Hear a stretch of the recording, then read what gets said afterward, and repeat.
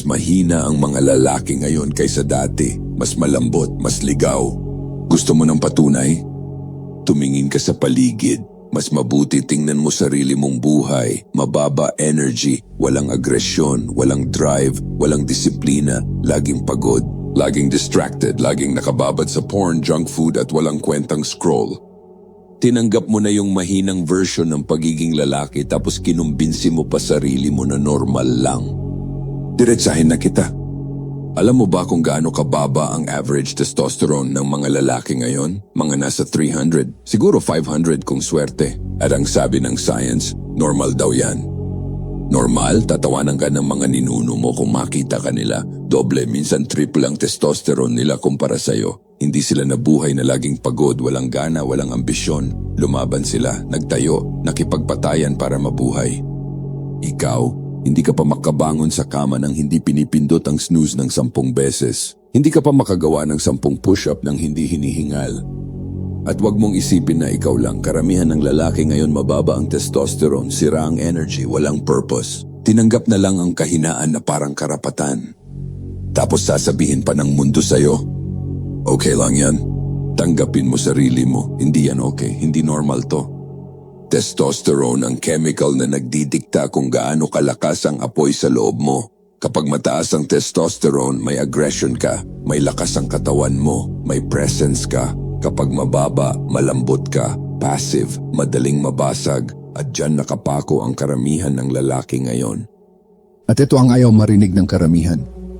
Hindi to bigla lang nangyari. Lifestyle mo to, pinili mo to, araw-araw mong ginagawa to sa sarili mo. Paunti-unti kang nasisira dahil sa maliliit na ugali na inuulit mo araw-araw. At kung hindi ka magigising, kung hindi ka lalaban pabalik, lulubog ka ng lulubog hanggang maramdaman mo na mas mahina ka pa kaysa sa kahit sinong lalaki sa buong angkan mo. Una, uminom ng malinis na tubig. Kahit tubig mo pinapahina ka, tubig sa gripo, bottled water, lahat nakalagay sa plastic na puno ng chemical tulad ng BPA. Ang biochemical na ito ginagaya ang estrogen at binabaha ang katawan mo habang sinasakal ang testosterone mo. Parang umiinom ka ng estrogen soup sa tuwing iinom ka sa plastic na bote. Tapos nagtataka ka kung bakit patay ang energy mo, bakit malambot ang katawan mo, bakit nawawala ang drive mo.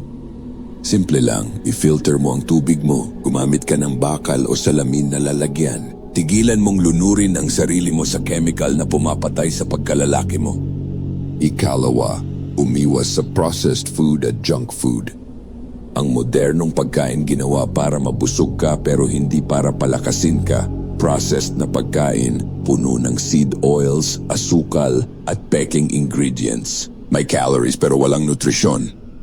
Ang katawan mo kailangan ng protina, minerals, at healthy fats. Pero ang pinapasok mo chips, prito, candy, fast food. Tapos nagtataka ka kung bakit bloated ka, bakit wala kang lakas, bakit parang wala kang gana. Kumakain ka na parang baboy pero gusto mong magmukhang mandirigma. Pakainin mo ang katawan mo na parang sandata, hindi parang basurahan. Ikatlo, kumilos ka.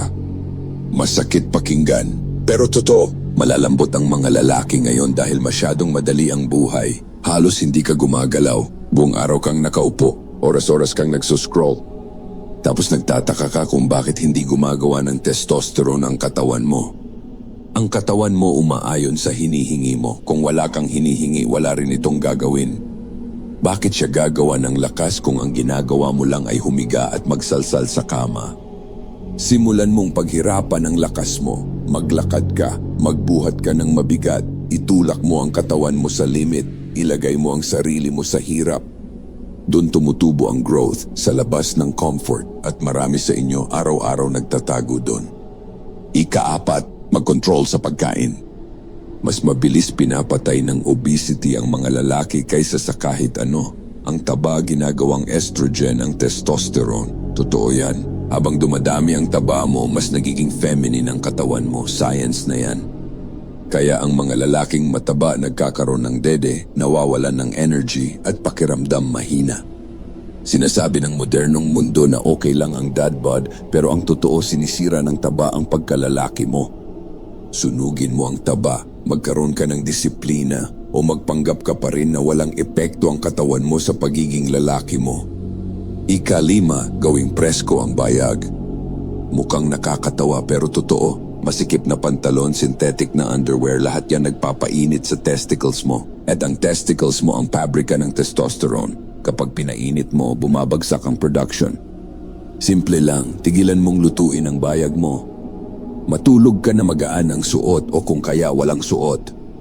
Ika-6, tigilan mo ang panunood ng porn at kakajakol. Sinabihan ka na normal lang sa lalaki yan, sinabihan ka na healthy daw yung ganyan, pero tingnan mo ang mga lalaking addict dito. Pagod, mahina, walang buhay. Akala mo walang epekto ang paglabas mo araw-araw? Meron. Sinisira ng porn ang utak mo, pinapatay ang drive mo, niwawasak ang pagkalalaki mo. Gusto mong bumalik ang lakas mo? Tumigil ka magjakol, ganun lang kasimple. Ika-7, nutrisyon. Karamihan ng lalaki gutom ang katawan sa mismong fuel na kailangan para gumawa ng testosterone, para kang nagsisindi ng apoy na walang kahoy. Kapag kulang ka sa zinc, vitamin D at magnesium, bumabagsak ang testosterone mo. Kahit anong training gawin mo, kahit gaano karaming protina kainin mo, kung kulang ka dito wala ring mangyayari. Zinc. Kapag pinabayaan mo ang zinc kahit ilang linggo lang, pwedeng bumagsak ng 70% ang testosterone mo. Saan ka kukuha ng zinc? Karne, itlog, pumpkin seeds, simpleng pagkain. Vitamin D, pinakamurang source ng testosterone ang araw. Lumabas ka sa umaga, magpaaraw ka. Magnesium, tinutulungan nito ang katawan mo na gamitin ang testosterone. Kapag kulang ka dito, parang naka-low power mode ka. Ika-8, maayos na tulog.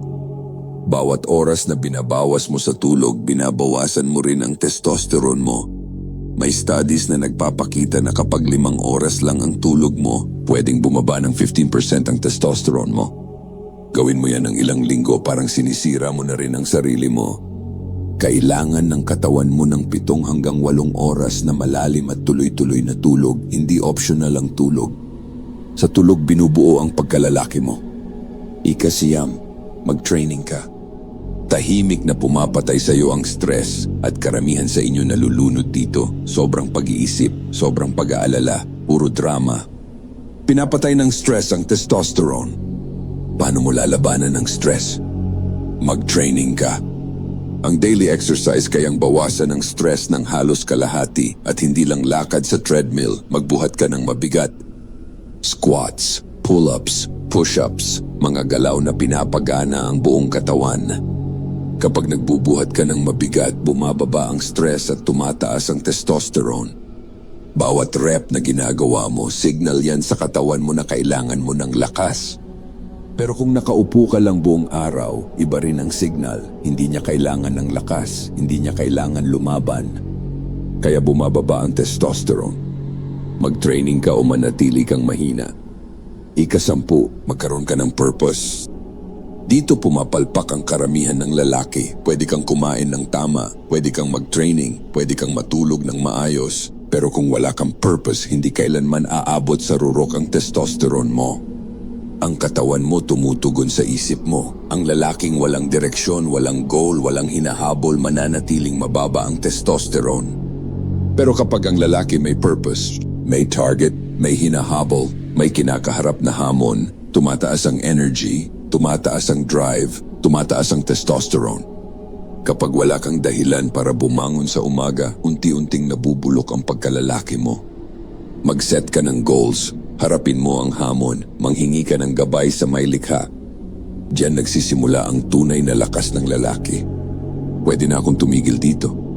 Pero kapag tumigil ako, tatango ka lang tapos babalik ka rin bukas sa dati mong mahihinang gawain. Kaya idin natin, bawat taon bumababa ng 1% ang testosterone ng mga lalaki. Hindi yan mabagal. Tuloy-tuloy yan. Literal na dumadami ang mahihinang lalaki sa bawat henerasyon. Hindi kinukuha ang pagkalalaki mo. Ikaw ang nagbibigay. Ang ibig sabihin nun, kung hindi ka lalaban, kung hindi ka kikilos, mabubuhay ka at mamamatay ka na mahina. At ang mahihinang lalaki hindi nirerespeto, walang loyalty, walang legacy. Binabaliwala, pinapalitan, nakakalimutan. Kaya tanungin mo ang sarili mo, ayos lang ba sa'yo yun? Ayos lang ba na maging lalaking pagod, malambot at hindi napapansin? O gusto mong maging lalaki na rerespetuhin ng iba at hindi ikahihiya sa harap ng may likha? Dahil ikaw ang magdedesisyon yan. Hindi ang nanay mo, hindi ang boss mo, hindi ang society. Ikaw, kung tumama sa iyo ang mensaheng to, huwag mong sariliin, i-share mo. Ipakita ang suporta sa pamamagitan ng pag-like sa video na to. Huwag kalimutan mag-subscribe para sa mas marami pang unfiltered lessons kagaya nito. Tayo ang Sakdal Laya.